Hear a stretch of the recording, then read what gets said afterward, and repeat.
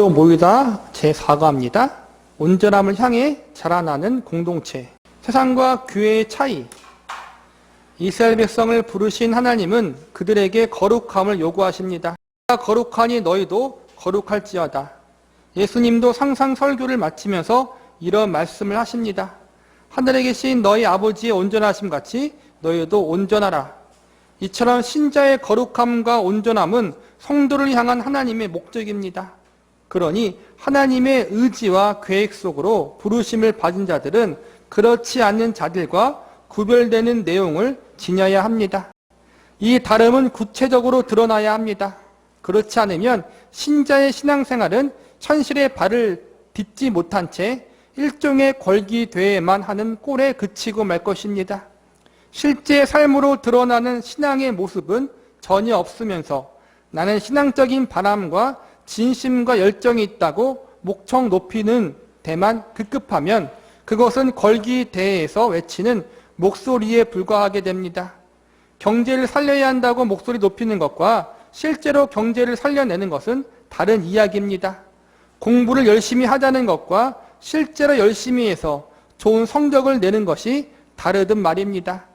많은 신자가 자주 걸려 넘어지는 부분이 바로 여기입니다.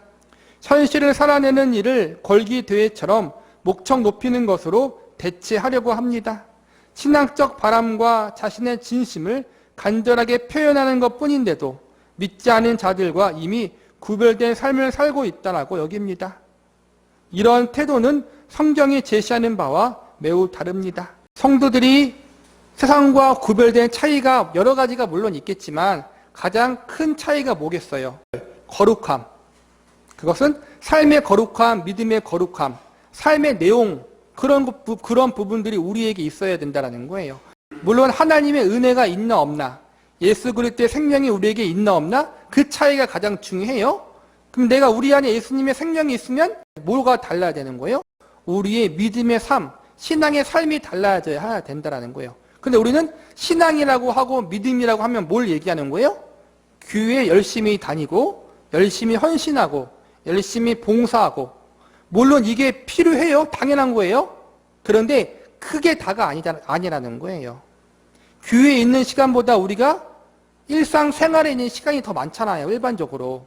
직장에 있는 시간이 더 많고, 가정에 있는 시간이 더 많고, 학교에 있는 시간이 더 많고, 거기서 우리는 거룩한 삶, 믿음의 삶을 살아나야 하는데 우리는 그걸 못하고 그냥 교회에 와서 열심히 그냥 구호만 외치고 종교적인 열심 의식, 종교적인 무엇만 하면은 그게 내 신앙이라고 생각하는 거예요. 공부를 많이 하고 작정기도를 많이 하고 새벽 기도를 많이 하고 이게 내 믿음이에요. 근데 그게 다가 아니라는 거예요. 우리의 믿음의 척도가 될 수 없다라는 거예요. 그게 성경이 신자와 불신자를 구별하는 기준으로 제시하는 것은 생명입니다. 디도서 3장에서 생명 없는 불신자의 모습이 이렇게 묘사되어 있습니다. 너는 그들로 하여금 통치자들과 권세 잡은 자들에게 복종하며 순종하며 모든 선한 일을 행하기를 준비하게 하며 아무도 비방하지 말며 다투지 말며 관용하며 범사의 온유함을 모든 사람에게 나타낼 것을 기억하게 하라. 우리도 전에는 어리석은 자요 순종하지 아니하는 자요 속은 자요 여러 가지 정욕 행락에 종노릇한 자요 악독과 투기를 일삼은 자요 가증스러운 자요 피차 미워한 자였으나 불신자는 어리석은 자 순종하지 아니한 자 속은 자 정욕과 행락에 종노릇한 자 악독과 투기를 일삼고 가증스럽고 서로 미워하는 자로 묘사되어 있습니다. 우리는 죄를 윤리 도덕적 기준에서 설명하려는 경향이 있어서 죄의 본질이 나쁜 짓이나 부도덕한 일을 저지르는 데 있다고 생각합니다. 그러나 성경은 옛사람의 모습을 윤리나 도덕의 관점에서 묘사하지 않습니다. 성경이 묘사하는 죄인의 모습은 생명이 없어져 썩어져 가는 모습입니다. 그러니까 우리가 생각하는 죄인의 모습은 죄를 짓는 것, 적극적으로 악한 짓을 행하는 것, 남을 미워하고 싫어하고 피해주고 잘못되게 하고 부부간의 신의관계를 깨고 사기치고 속이고 그런 것만 나쁜 죄라고 생각하고 그걸 안 하면은 그래도 잘하고 있는 것이라고 생각한다는 거예요. 근데 그게 아니라는 거예요. 내가 그런 짓을 안 하는 것은 그냥 마이너스가 안 나는 거예요. 그대로 현 상태 유지. 0이에요, 0. 0이라는 그 상태에서 그대로 있는 거예요. 내가 속이고 거짓말하고 남에게 사기치고 피해주고 그것은 내가 마이너스가 나지 않는 인생 그냥 0점 그 제자리에 있는 상태를 유지하는 거란 말이에요. 그냥 살아있는 거예요. 근데 우리 안에 생명이 있다고 했잖아요. 생명이 있으면 그냥 상태로 유지되는 게 다가 아니잖아요. 마이너스 안 나는 인생이 다가 아니잖아요. 플러스 즉 자라나고 성장하고 성숙하는 인생을 살아가야 한다는 거예요. 그게 생명을 가진 자의 모습이라는 거예요. 에베소서 2장을 봅시다. 그는 허물과 죄로 죽었던 너희를 살리셨고 그때에는 너희는 그 가운데에서 행하여 이 세상 풍조를 따르고 공중의 권세 잡은 자를 따랐으니 곧 지금 불순종의 아들들 가운데에서 역사하는 영이라. 전에는 우리도 다 그 가운데에서 우리 육체의 욕심을 따라 지내며 육체와 마음에 원하는 것을 하여 다른 이들과 같이 본질상 진노의 자녀였더니 신자도 전에는 본질상 진노의 자녀이며 허물과 죄로 죽었던 자였습니다. 부도덕한 일을 저지른 결과 죽게 된 것이 아니라 이미 죽어있는 상태였습니다. 죽어 부패한 모습이 부도덕함으로 나타냈던 것입니다. 생명이 없으니 사망과 썩어짐이 왕노릇합니다. 생명이 있는 것과 생명이 없는 것은 어떻게 다를까요? 생명이 없는 것은 그대로 두면 저절로 썩습니다. 바람이 불면 바람이 불어 썩고 비가 오면 비가 와서 썩고 해가 나면 해가 나서 썩습니다. 반면 생명이 있는 것은 바람이 불면 바람이 불어 자라고 비가 오면 비가 와서 자라고 해가 나면 해가 나서 자랍니다. 세상과 교회의 가장 큰 차이가 바로 여기 생명에 있습니다. 그러므로 내가 이것을 말하며 주 안에서 증언하노니 이제부터 너희는 이방이니 그 마음에 허망한 것으로 행함같이 행하지 말라.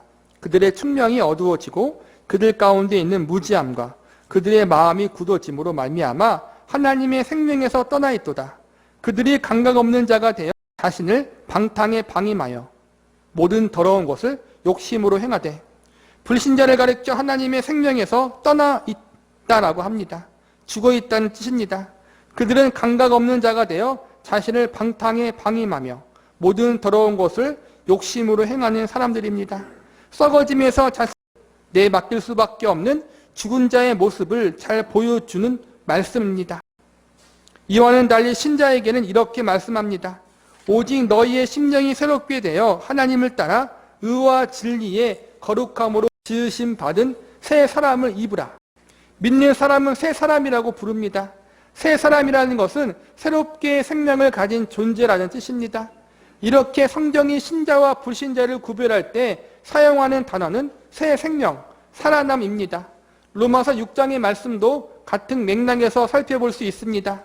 그러므로 우리가 그의 죽으심과 합하여 세례를 받음으로 그와 함께 장사되었나니 이는 아버지의 영광으로 말미암아 그리스도를 죽은 자 가운데서 살리심과 같이 우리로 또한 새 생명 가운데 행하게 하려 함이라. 믿는 자와 믿지 않은 자의 차이, 세상과 교회의 차이는 우리 안에 예수님의 생명이 있다라는 거예요. 믿지 않은 자들은 없는 거란 말이에요. 그러므로 그들은 이미 죽어 있고 부패해 있고 죄를 지으며 살 수밖에 없는 존재라는 거예요. 또 우리는 우리 안에 생명이 있기 때문에 단순히 죄를 적극적으로 안 짓는 것, 그 형상태 유지만 되는 게 아니라 생명이 있으니까 어때요? 자연스럽게 성장하고 자라날 수밖에 없는 존재라는 거예요. 우리 안에 생명이 있다. 이게 믿지 않은 자와 우리의 차이라는 것. 이게 첫 번째예요. 두 번째는 뭘까요? 새 생명을 얻은 자의 책임. 새 생명이라는 말은 신자와 불신자를 구별하는 기준이 되는 데에서 나아가 신자의 적극적 신앙을 권면할 때도 사용됩니다. 곧 우리가 원수 되었을 때 그의 아들의 죽으심으로 말미암아 하나님과 화목하게 되었은즉 화목하게 된 자로서는 더욱 그의 살아나심으로 말미암아 구원을 받을 것이니라. 그뿐 아니라 이제 우리로 화목하게 하신 우리 주 예수 그리스도로 말미암아 하나님 안에서 또한 즐거워하느니라. 새 생명 얻은 자는 하나님과 화목하게 됩니다. 또한 예수로 말미암아 하나님 안에서 즐거워하게 됩니다. 그런데 화목하고 즐거워하는 것이 전부가 아닙니다. 성경은 신자에게 더 깊은 내용을 제시합니다. 그러나 너희는 택하신 족속이요 왕 같은 제사장들이요 거룩한 나라요 그의 소유가 된 백성이니 이는 너희를 어두운 데에서 불러내어 그의 기이한 빛에 들어가게 하신 이의 아름다운 덕을 선포하게 하려 하심이라. 너희가 전에는 백성이 아니더니 이제는 하나님의 백성이요 전에는 긍휼을 얻지 못하였더니 이제는 긍휼을 얻은 자니라.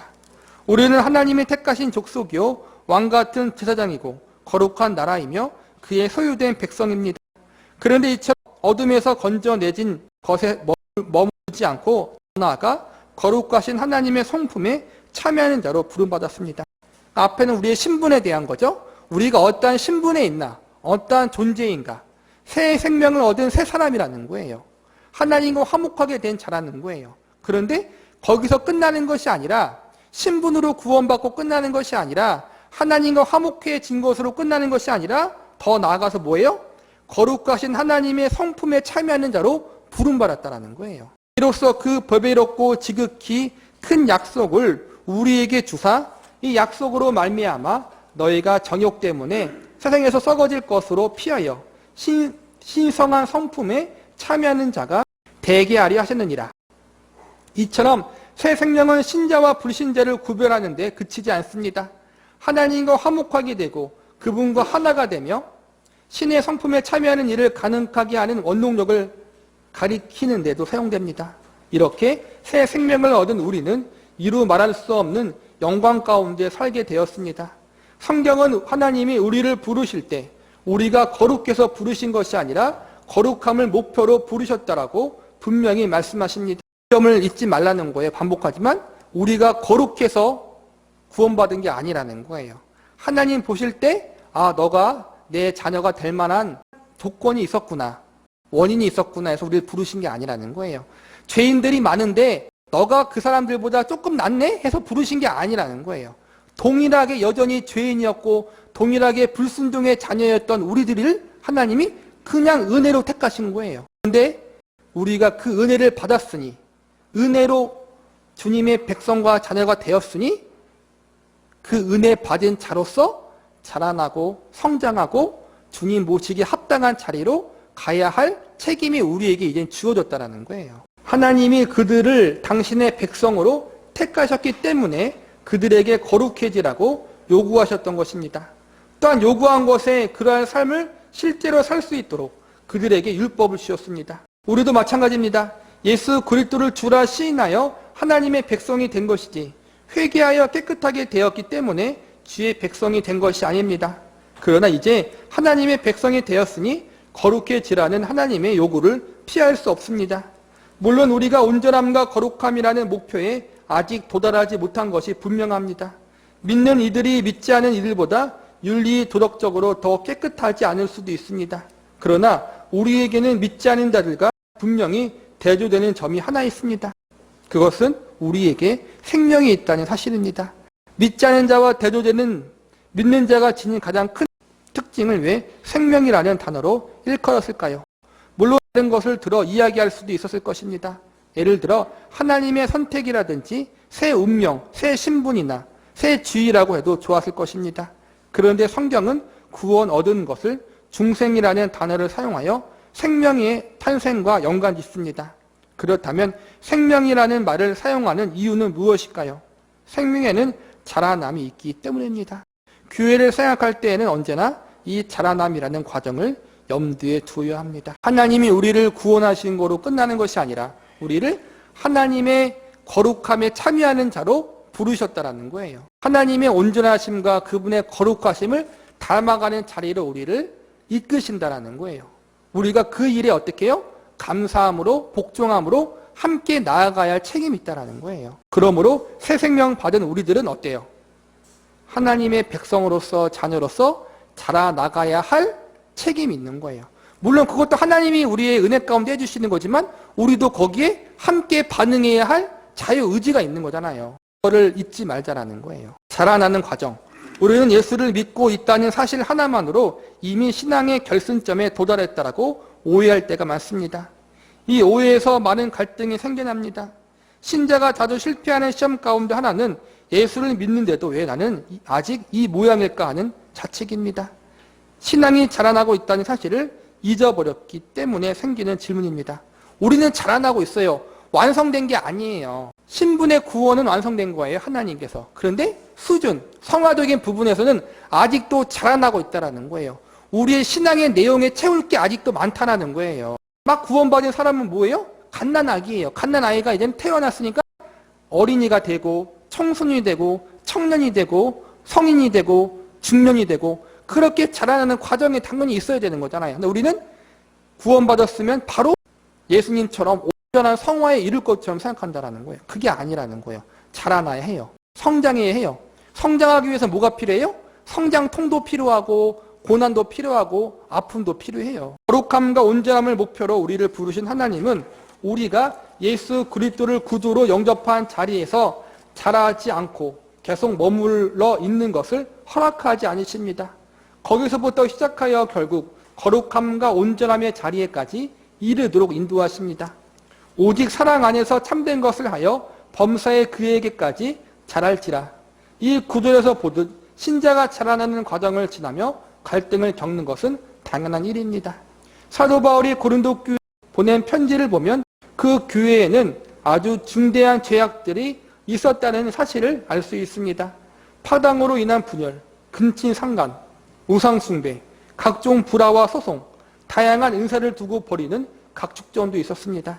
그런데 이러한 심각한 문제들이 있음에도 사도 바울은 서슴지 않고 그들을 성도라고 칭합니다.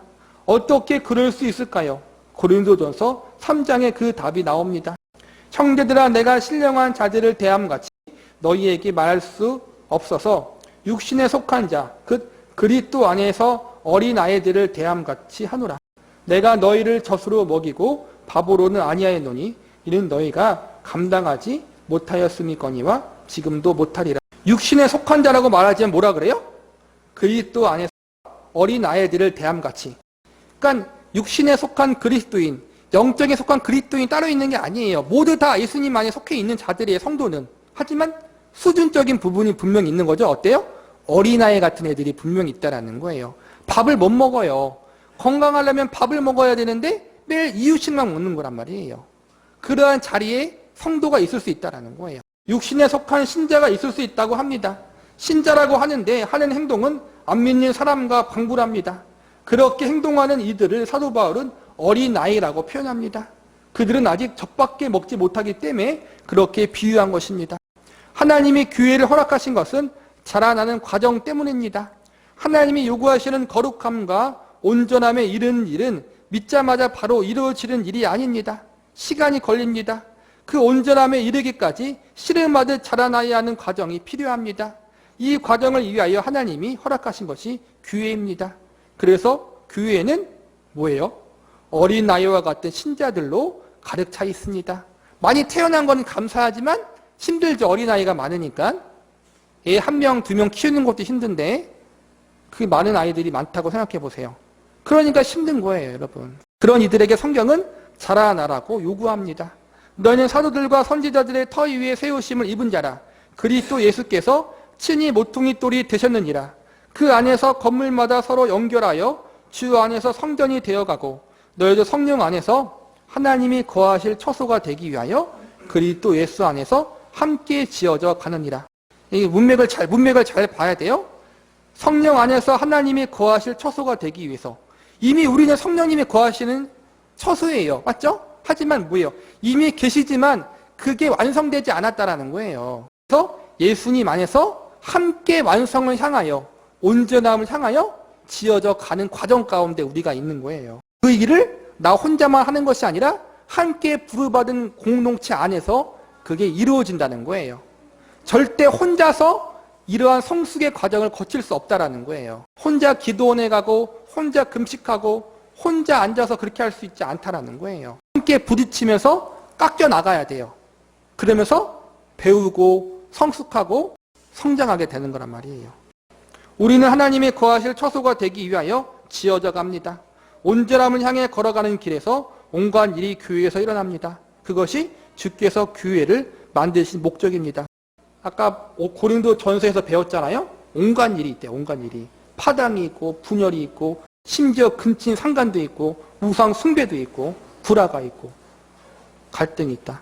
이게 교회예요. 우리는 완벽한 교회를 원하잖아요. 목사님 때문에 상처받고, 아무개 집사님 때문에 상처받고, 누구 때문에 상처받고, 이게 교회니? 하고 나가잖아요, 다? 근데 그게 교회래요. 왜요? 어린아이들이 많이 있으니까. 구원받지 못한 사람들도 있어요. 죄인들의 집합소라는 거예요. 그러니까는 시험이 있는 거예요. 근데 난 싫어, 그게. 그건 교회의 모습이 아니야 하고 나가면은 나는 더 이상 그 안에서 자라나지 않을 거라고 선포하고 나가는 거예요. 왜 하나님은 우리를 구원하신 후 각자 홀로 두지 않고 교회로 부르셨습니까? 온전함과 거룩함은 관계 속에서만 빚어질 수 있는 성품에 관한 것이기 때문입니다. 교회에 대해 생각할 때 이 대목을 가장 중요하게 여겨야 합니다. 우리는 신앙이 좋은 사람만 하나님을 위하여 번듯한 일, 하는 사람이라고 생각하는 경향이 있습니다. 그렇지 않습니다. 하나님이 교회에 가장 우선하여 요구하시는 일은 궁핍한 자를 돕는 것도 아니고 압제에 당하는 자를 구하는 것도 아닙니다. 바로 우리가 하나님의 자녀다운 성품을 갖기를 가장 원하십니다. 우리가 하나님의 자녀다운 성품을 갖게 되면 궁핍한 자를 구제하고 압제당하는 자를 구하는 일이 자연스럽게 따라올 것입니다. 에베소서에서는 교회로 부름받은 자들이 하나님의 자녀다워지기 위해 함께 다듬어 가야 한다는 이야기를 이런 비유로 설명합니다. 그의 안에 건물마다 서로 연결하여 주 안에서 성전이 되어가고 너희도 성전 안에서 하나님의 거하실 초소가 되기 위하여 그리스도 예수 안에서 함께 지어져 가느니라. 혼자 지어져 가는 게 아니라 뭐예요? 함께 지어져 간다. 예수님 안에서. 이게 교회고 신앙의 공동체예요. 그런데 괴로워요. 혼자 하면 덜 괴로워요. 진짜 외롭긴 해요.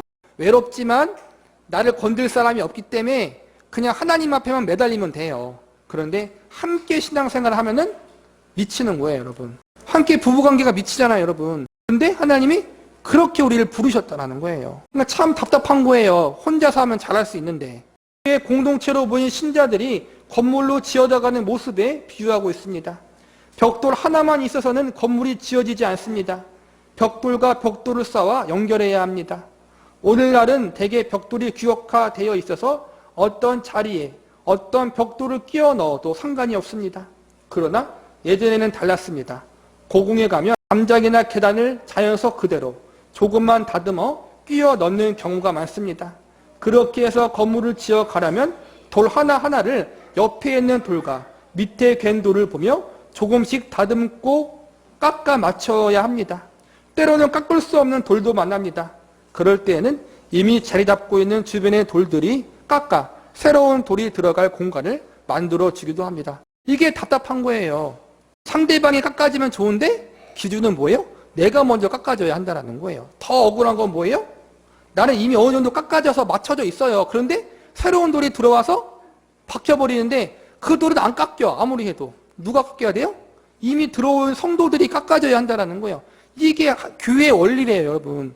얼마나 미치는 일이에요. 이 일을 언제까지 해야 돼요? 죽을 때까지 하는 거예요. 그러면서 참 감사한 건 뭐예요? 미치고 죽겠는데 그걸 통해 예수님의 성품이 우리 안에 만들어진다는 거예요. 참 힘들어요. 힘든 거예요. 왜냐면은 우린 인간이기 때문에 쓴뿌리가 생기고 마음에 상처가 생기고 고집이 생겨요. 그러면서 그 아픔 가정 가운데서 예수님의 성품을 닮아야 하는데 내 고집이 생기게 돼요. 그래서 어때요? 끊임없이 나를 주님의 말씀과 주님의 뜻에 복종해야 되는, 복종시키고 나를 쳐야 되는 거예요. 저도 마찬가지예요. 가장 고집 센 사람이 누구겠어요? 목회자예요, 여러분. 왜냐면은 마음에 받은 상처가 많으니까 그렇게 골마 터지는 거예요. 하나님의 은혜가 아니면은 그렇게 되는 거예요, 여러분. 그래서 우리는 어때요? 끊임없이 은혜를 의지하면서 내 상처가 골마 터지지 않게 그 상처가 아름다운 훈장이 되어줄 수 있도록 기도하며 노력하며 나가야 하는 거예요. 이것이 교회를 통해 하나님이 의도하신 훈련의 과정입니다. 어느 교회나 고슴도치나 밤송이들이 모여 있습니다. 참 억울한 건 고슴도치나 밤송이들은 자기가 고슴도치인 걸 몰라요. 이를 보면 교회가 그런 곳인 줄 몰랐다 하면 실망합니다. 이런 오해는 어찌 보면 당연합니다. 아직 신앙 수준이 낮아서 그렇습니다. 교회에 오면 머리 위에 천사의 고리가 생기고 열심히 기도하면 비를 맞아도 옷이 안 저릴 줄 알았습니다. 석공의 돌을 다듬듯이 하나님은 교회로 불러 모은 우리를 다듬어 가십니다. 전에는 결코 용납할 수 없었던 일도 이제는 주님의 마음으로 받아들일 수 있게 우리의 마음을 넓혀 가십니다. 그런데 이러한 과정이 우리는 싫습니다. 내가 깎여야 하기 때문입니다. 그러나 이 일 때문에 우리는 모였습니다. 내 눈에 꼴 보기 싫은 사람, 얄미운 사람, 감당 못할 사람들이 교회 곳곳에 있어서 매주 나 자신이 깎이는 뼈아픈 경험을 하게 될 것입니다. 이 아픔을 겪게 될 때 기뻐하십시오. 그만큼 온전함으로 나아가게 됩니다. 온전함으로 나아간대요, 여러분. 은혜를 안 구하면은 그 상처가 골마 터지게 된단 말이에요. 기도하면서 하나님, 내가 받은 이 상처, 저 사람 때 받은 깎아지면 상처가 생길 수밖에 없어요. 이게 골마지지 아니하도록 그 은혜가, 상처가 나에게 악하게 적용되는 것이 아니라 합력하여 선을 이룰 수 있도록 주님께서 도와주시고 회복해 주시고 품을 수 있게 해주시고 계속 그러한 기도를 하고 강구를 하며 나가야 하는 거예요, 우리가. 그게 싸움이에요. 믿음의 선한 싸움이 다른 게 아니에요, 여러분. 그 받은 상처들, 깎아져야 하는 그 상처들이 골마 터져서 쓴뿌리가 되지 아니하도록 주님께 은혜를 구하고 매달리는 거란 말이에요. 얼마나 괴롭겠어요, 그게. 나는 잘하는데. 인생이 나 혼자 잘한다고 되는 게 아니더라고요, 진짜, 여러분. 나는 잘하는데 상대방이 폭색이면은 끝나는 거예요, 진짜. 근데 대부분 보면은 나는 잘하는데 상대방 때문에 힘든 경우가 많죠? 잘못한 사람들은 잘못한 것도 몰라요. 그러고 살아요, 그냥. 근데 아는 사람들만 괜히 저 사람 때문에 힘드는 거예요. 근데 그게 교회고, 그게 가정이고, 그게 우리를 부르신 목적이래요. 어떤 일을 이루기 위해 어려움을 견디며 애쓰는 것을 각고의 노력이라고 합니다. 뼈를 깎는 노력이라는 뜻입니다. 뼈가 깎이니 얼마나 아프겠습니까? 교회도 이 노력을 요구받고 있으니 한 몸으로 모이는 일이란 참으로 어렵습니다. 교회도 어렵고 가정도 어렵고 쉬운 게 아니에요, 여러분. 그러나 그만큼 영광스럽고 명예로운 일이라는 점을 기억하시기 바랍니다. 이거는 마지막이에요, 여러분. 마지막에 우리가 받을 영광이라 지금은 몰라요. 지금은 힘든 것 뿐이에요. 근데 마지막에 어떻게 해요? 하나님이 그걸 우리의 명예로 여겨주시고 영광으로 여겨주시고 실제로 그러한 존재로 우리를 변화시켜 주신다는 거예요. 쉬운 게 아니에요, 정말. 당장의 결과가 보이지 않기 때문에. 우리를 부르신 이유, 교회로 모으신 이유는 바로 이처럼 성장시키고 성숙시키고 성화시키기 위해서. 그리고 그 과정은 반드시 뭐예요?